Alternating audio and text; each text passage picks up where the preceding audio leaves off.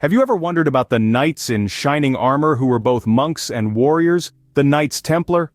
Picture this, the 12th century, a time of crusades and conquests. In the midst of this turmoil, a unique order emerged, a group of warrior monks known as the Knights Templar. Their existence was a paradox, a fusion of the sacred and the martial.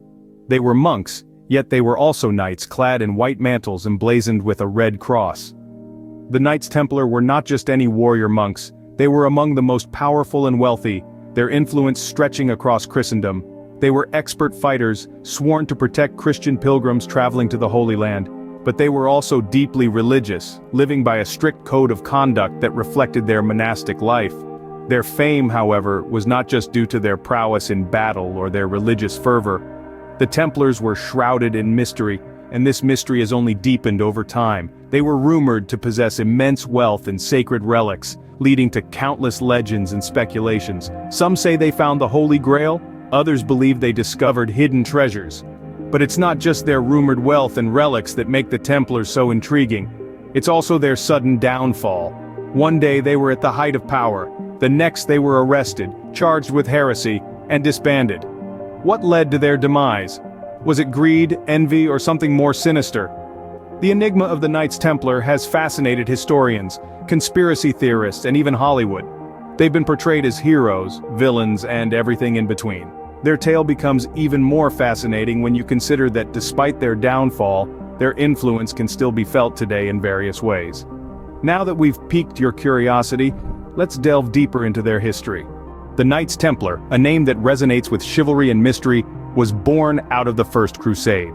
In the year 1199, the First Crusade had just concluded, leaving Jerusalem in the hands of the Christian Crusaders. However, despite this victory, the Holy Land was still fraught with danger. Pilgrims journeying to Jerusalem faced perilous travels, often falling prey to bandits and marauders. It was during this time of uncertainty that the Knights Templar emerged. Initially, the order consisted of just 9 knights led by a French nobleman named Hugues de Payens. These knights took a solemn vow to protect the pilgrims during their journey. They were penniless warriors, reliant on donations, and thus were given the name Poor Fellow Soldiers of Christ and of the Temple of Solomon, or the Knights Templar for short. Their humble beginnings, however, belied the significant role they would come to play. Recognizing the need for such a protective force, King Baldwin II of Jerusalem offered them quarters on the Temple Mount, believed to be the location of the ancient Temple of Solomon. This gave the Templars their name and a base from which they could operate. In 1129, the Templars sought official recognition from the Church. They turned to Saint Bernard of Clairvaux, a respected figure in the Christian world. Bernard championed the Templars' cause, speaking highly of their piety and dedication, and successfully secured their endorsement from the Council of Troyes. This recognition marked a turning point for the Templars. They were now an official military order of the Church, granted many privileges. They were exempt from local laws, paid no taxes, and were subject only to the Pope.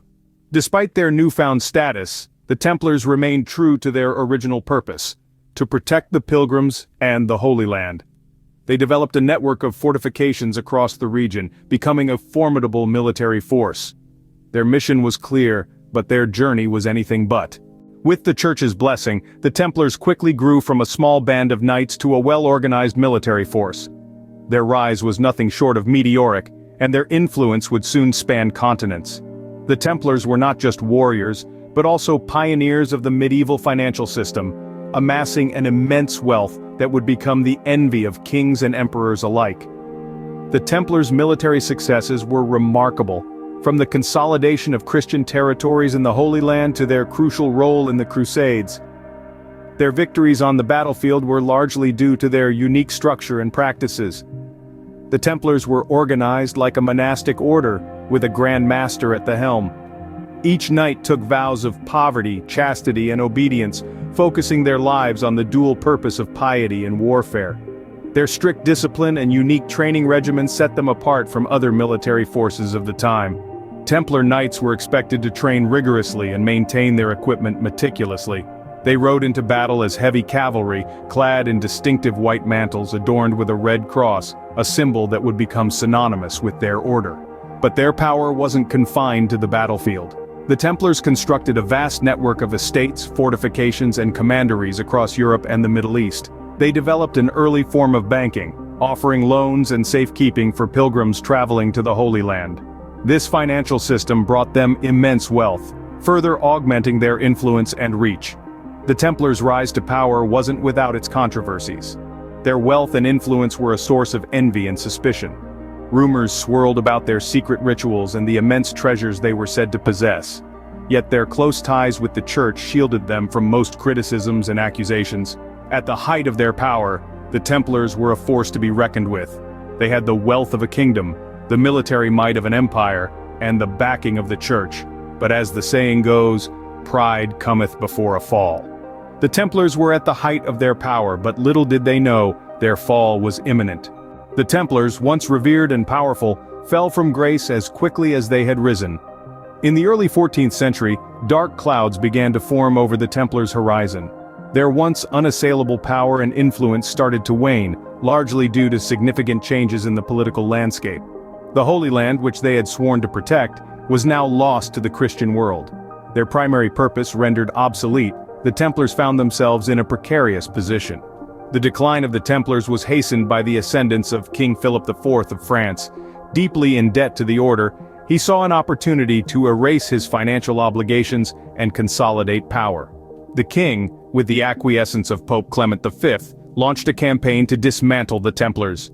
On the 13th of October, 1307, a day that would live in infamy, the Templars were arrested en masse.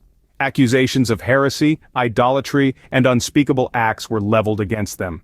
These charges, largely unfounded, were a ploy to delegitimize the order and seize their wealth. The Templars, once defenders of Christendom, were now pariahs. They were subjected to brutal interrogations, torture, and forced to make false confessions. Many succumbed to the unbearable pressure and paid the ultimate price. Among them was the Grand Master, Jacques de Molay. His tragic end marked the final chapter in the Templars' story. De Molay, along with several other Templars, was burned at the stake in March 1314. As the flames consumed him, he maintained the innocence of the order, becoming a symbol of their unjust persecution. And so the once mighty Templars met their tragic end. The downfall of the Templars serves as a stark reminder of the fleeting nature of power and the devastating effects of greed and corruption. Their story, marked by a meteoric rise and dramatic fall, continues to captivate and intrigue us centuries later. The Templars might have perished, but their legacy continues to fascinate us. As the curtain fell on the Knights Templar, their influence far from faded. Instead, it seeped into the tapestry of our cultural consciousness, leaving an indelible mark that continues to captivate us. The Templars have been immortalized in a myriad of ways. Their iconic red cross on a white background has become a symbol of chivalry and valor, while their secretive and mystic nature has provided fertile ground for countless novels, movies, and video games. From the Da Vinci Code to Assassin's Creed, the Templars have been portrayed as either noble knights or nefarious villains, testament to their enduring intrigue. Beyond popular culture, the Templars have left a tangible legacy in the form of architectural marvels. Their commanderies, fortifications, and the fabled Temple Church in London stand as a testament to their architectural prowess, a physical embodiment of their once formidable presence. Yet, the Templars' legacy extends beyond the tangible and into the realm of the mysterious. Theories and conjectures abound, with some suggesting that the Templars discovered the Holy Grail, while others propose that they were the forefathers of modern banking. Some even claim that the Templars didn't truly disband, but merely went underground, their influence persisting in secret societies, such as the Freemasons. Despite the dissolution of the Templars over 7 centuries ago, their legacy remains as potent as ever. Their story, steeped in valor, mystery, and intrigue, continues to resonate, a testament to their enduring allure. They serve as a stark reminder of the power of myth and legend, and the enduring impact of history on our present. As we conclude our journey through the history of the Templars, we realize that their allure lies not just in their past, but also in the enigma that continues to surround them.